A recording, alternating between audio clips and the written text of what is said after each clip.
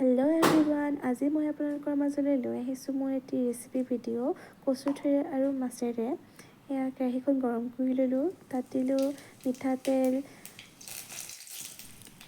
তেজপাত, এটা শুকান জলকীয়া। এতিয়া ইয়াত দিম এটা কাটি থোৱা কেঁচা পিঁয়াজ আৰু সৰু সৰুকৈ কাটি লোৱা কেঁচা জলকীয়া। এতিয়া এইখিনি গল্ডেন ব্ৰাউন হোৱালৈকে ধুনীয়াকৈ ভাজি ল'ম।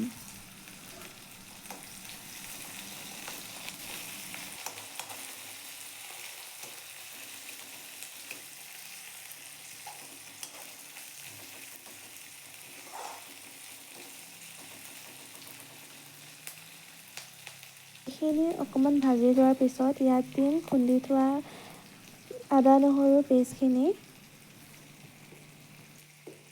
এইখিনি ধুনীয়াকৈ ভাজি ল'ম। এতিয়া ইয়াত দিম 3টা কাটি থোৱা কেঁচা বিলাহী। বিলাহীখিনি সৰহকৈ দিলে তৰকাৰীখিনি খাবলৈ খুবেই ধুনীয়া হয়। এতিয়া বিলাহীখিনি ভাজি ল'ম।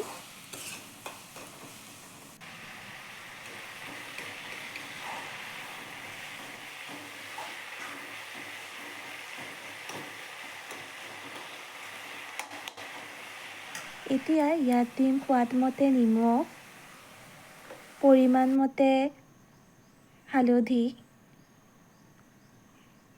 এতিয়া ধুনীয়াকৈ এইখিনি ভাজি ল'ম। বিলাহীখিনি গলি যোৱালৈকে ভাজি থাকিম।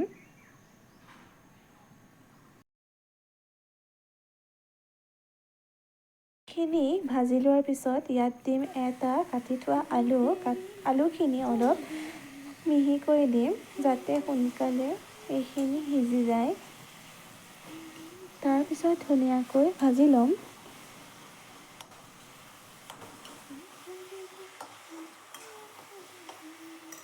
ভাজি লোৱাৰ পিছত ইয়াত দিম কচুথুৰিখিনি। কচুথুৰিখিনি মই অকণমান সিজাই লৈছিলোঁ।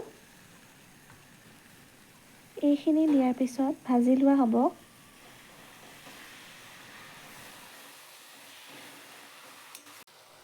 এইখিনি গলি যোৱাৰ পিছত ইয়াত দিম জিৰা গুড়ি।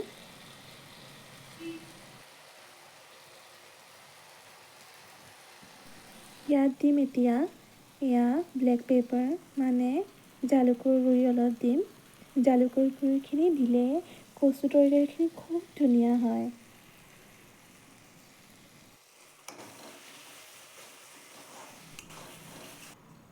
এতিয়া ইয়াত দিম গৰম পানী।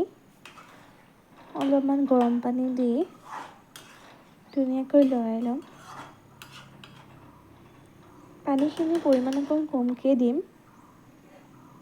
এতিয়া ঢাকনিখন লগাই দিম। ঢাকনিখন লগোৱাৰ পিছত 2 মিনিটমান ভাজিম। ভাজাৰ পিছত পানীখিনি শুকাই যাবলৈ দিম। তাৰপিছত আকৌ ইয়াত পানী দিম। এইবাৰ পানীখিনি অকণমান সৰহকৈ দিম।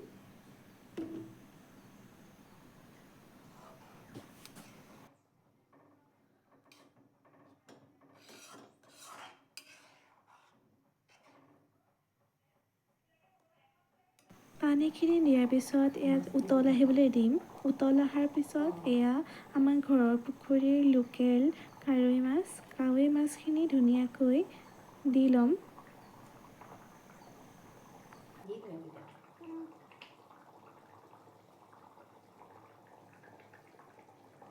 মাছখিনি দিয়াৰ পিছত ঢাকোনখন লগাই দিম আৰু সিজিবলৈ দিম। কচু ঠেৰে মাছৰ তৰকাৰীখন তৈয়াৰ হ'ল। আমি ভাতৰ লগত পৰিৱেশন কৰিম। ভিডিঅ'টো শেষলৈকে চোৱাৰ বাবে সকলোকে ধন্যবাদ।